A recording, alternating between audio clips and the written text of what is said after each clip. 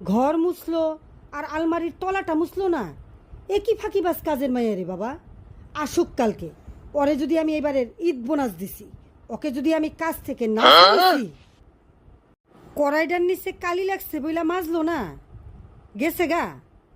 এমন ফাঁকিবাজ ওরে যদি আমি এবারের ঈদের শাড়ি বোনাস কিচ্ছু দিছি, আসুক কালো।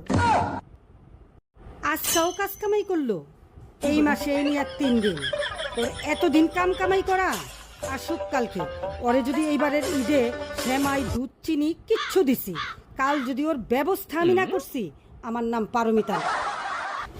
আসুক কাল, আসুক কাল, আসুক কাল।